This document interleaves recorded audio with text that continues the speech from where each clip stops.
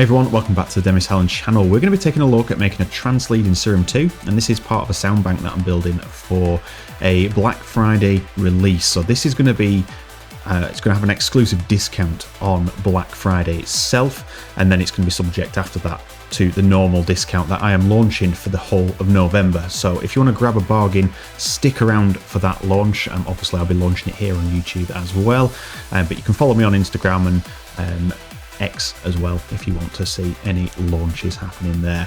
So let's jump in, let's start building the preset, and I'll show you what my thought process is when I'm making these. Here we are with blank presets. This is Serum 2 launching, should I say I'm using the latest version right now.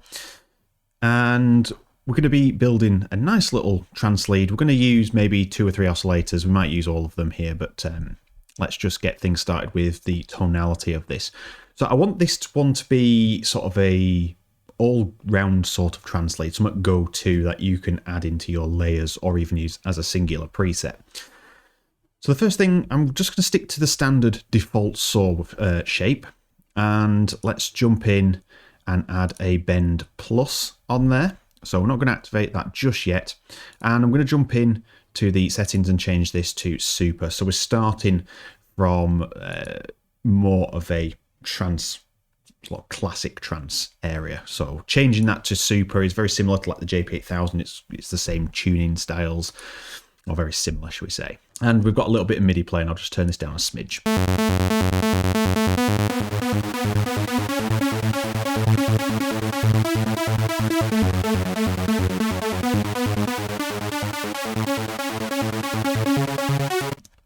So the first thing, if I'm looking for an all-round classic sort of trance lead that's going to sit nicely with other layers, I don't want too much low end in there, if that makes sense. So you would expect to jump into the effects and add an EQ on there and just sort of like create a shelf or a low pass, high pass, sorry, or maybe use the filters here and pass it through the second filter and change this one to, let's say, a high 24, so we can roll out the lows.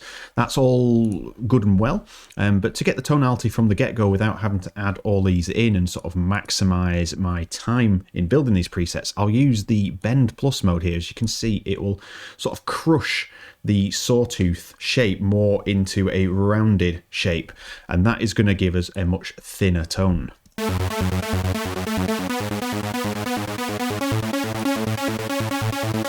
So I can control the lows pretty quickly.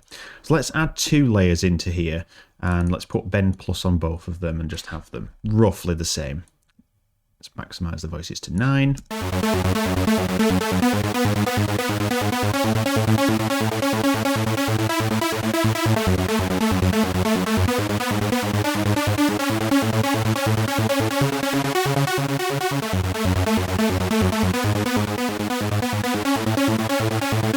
So all I'm listening for here is the tonality, the mix of those levels, and just making sure I've got what I want. So we can add some top end onto this, so let's add a little bit of noise in here, and let's just use the colour for now, because we have a high and low pass filter, so it's easier to work with. So let's turn these off so you can see what I'm doing.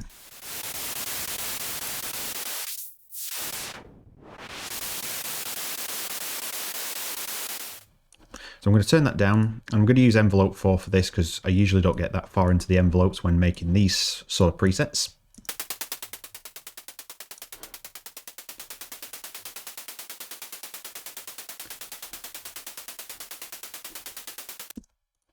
So that might just sound a bit weird on its own, but together.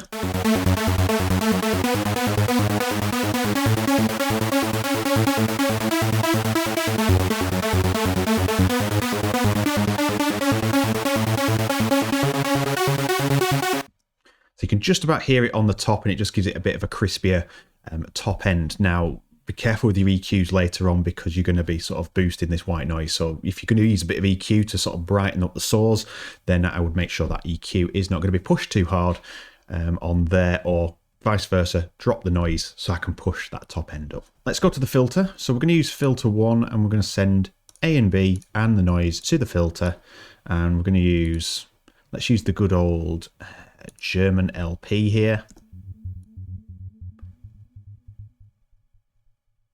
I'm going to have it turned down to where I can't hear it, because then when I add my envelope shape onto this, Let's just have this open a bit. So something like that I'd usually go for. When I drag and drop that on there, I can control the depth of this particular modulation.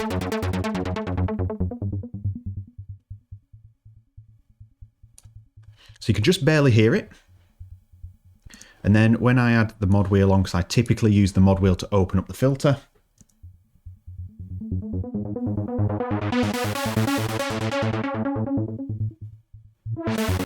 So I like to have in some presets the full sort of scale of the filter so you can't hear the sound once you fully close that mod wheel, which is controlling the cutoff, and then it gives you a lot more sort of leeway for balancing out when you're making a track. You can have it super quiet when it starts fading in, or you can have it slightly open.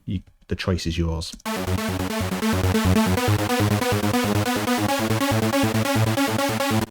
And just a smidge of drive. The German LP filter, it's just got a nice sort of sharp tonality to it. It's very responsive to the drive. All right, so we've got that basic tonality. So we can add a third oscillator in. I'm going to also send C to the filter just to make sure it's all there. Let's just mute these just 1 second. And I'm going to go for a different shape. So I'm going to go into the new ones and I'm going to use analog 4. So I like this sort of rounded tone in saw waves. It's very similar to like the JP8000. It has sort of half of it is a sine wave almost. I'm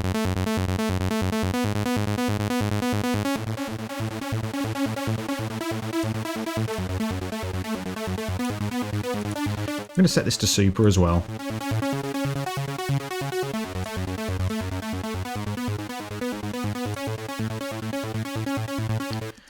And take note, I'm not going to use the bend plus in this. It's going to add a little bit of the low end in.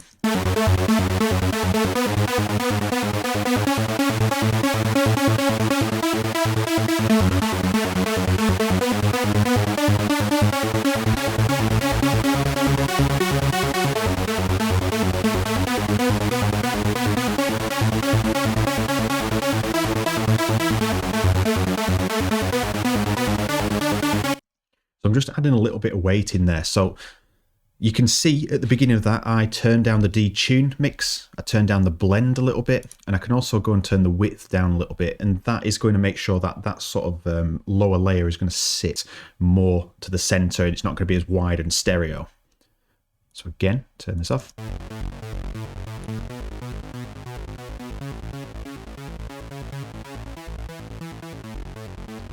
So let's just have it around 25. We don't want it super mono.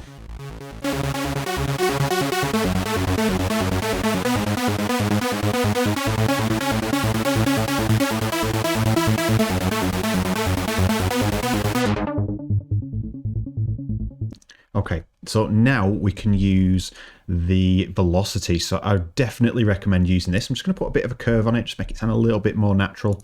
And whilst we're at it down here, I'm just going to put the polyphony onto 16 just to make sure we don't have any voice dropouts here. I'm going to drag and drop that onto the cutoff and just bring it down, and I'm just going to sort of like tailor it to where I want it to be. So we've got a little bit of responsiveness from the cutoff, giving it a little bit more of a sort of like human-like feel.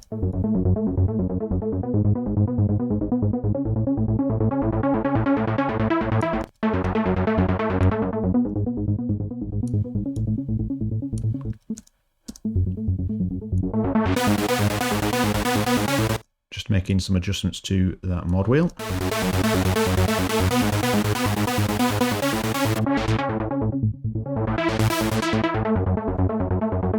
So now we have 3 layers. 2 of them are providing sort of like the core sound. The third one is now providing that sort of dropped octave. That's the word I'm looking for. It's just enabling you to control the weight of that. So we've removed the lows out of this using the bend plus shaper, and then we've used this to bring in that low end and control it. So now when we jump into the effects, we can sort of like just get straight to work. So I'm going to bring in a delay, a reverb, and a distortion. I'm going to put the distortion at the beginning, and I'm going to set this to hard clip, and I'm just going to give it a little bit of power with the drive here. So I'm going to bring it down.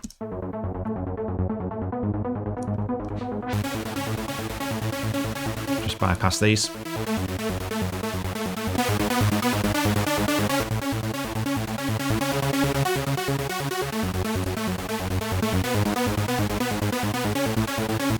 So the first thing that I want to check is when you're pushing this drive up, singular notes. This is an arpeggio that's sort of like arpeggiating between notes. There's no actual polyphony in there at this one.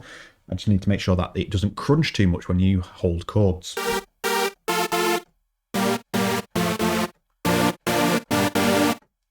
Very nice, and that gives us a little bit more saturation and just fills up the sound with a few more harmonics.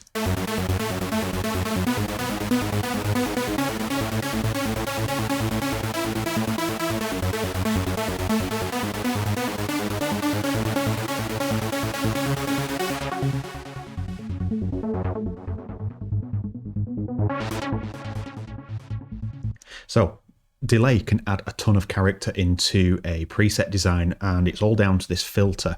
The delay is pretty simple in the way it's built here on Serum 2, but we can control the out frequency, so we can make a band pass essentially, or we can roll out all the lows, all the highs, or a mixture of both, and it's going to give you different tonalities. So listen to this one.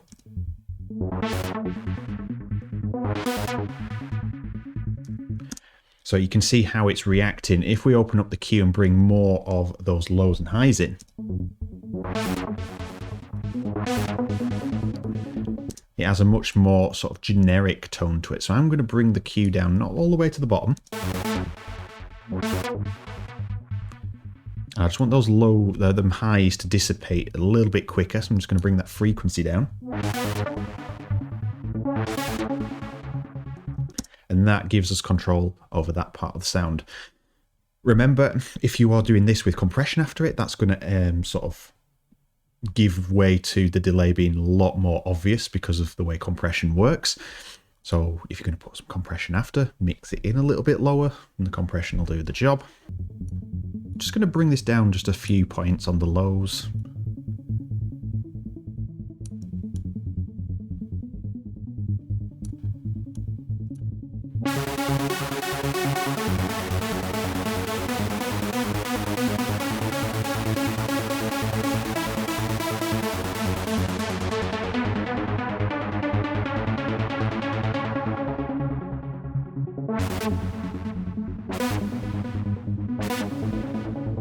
So if you cut out too much of the lows here on the reverb, you start to lose the flavour of this. Reverb sort of like reverberates everything that's been fed into it, the whole preset. So remember, if you start cutting out the lows, you're going to thin the preset out. If you cut the highs more, you're going to dampen those highs, and it's going to sound less sort of like popped and have that bit of clarity on the top. And you can notice here as well, the decay is set to around 3.8. I like to use 3 to 4 usually on leads. It just seems like the optimum sweet spot for faster trance leads like that. And then finally, in fact, let's just put on a little bit of utility. So we can push this too far, so we've got a width control here. In fact, span will do the job here. So as you can see here, we've got a correlation meter. Let's just have a look at where it sits right now. Sort of right in the middle, so I'm not too worried about it because there's a lot of reverb and delay on there, and there's going to be a lot of processing happening in a tracks environment.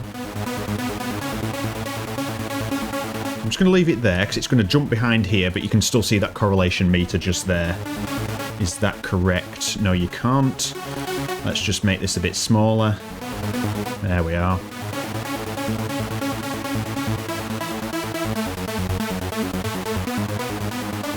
So, first fix, I'm just going to jump into here. I'm not too bothered about it, but just so you can see what we do, we'll reduce the width a little bit here. So let's just make these 0 and see what happens to the correlation meter now.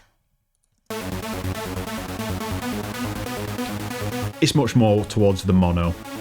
So we can start bringing these back in, looking at that correlation.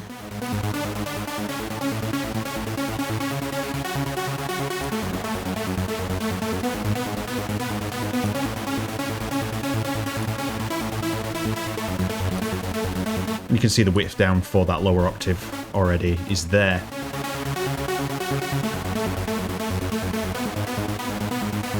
So why would you want to reduce here and here?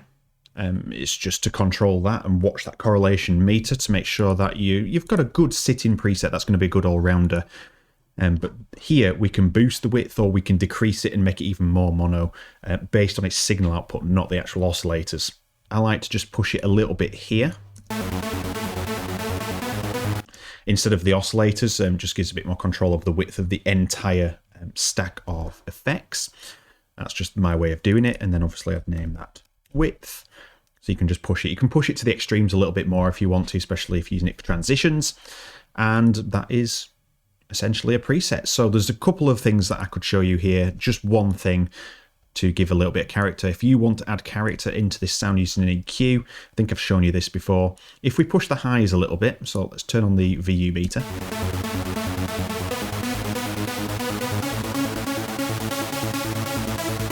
So we can make it a bit more crispy. You can hear that white noise is starting to be a bit invasive. So we can use, just balance the level of that white noise out. And we can shape the tonality using the Q here.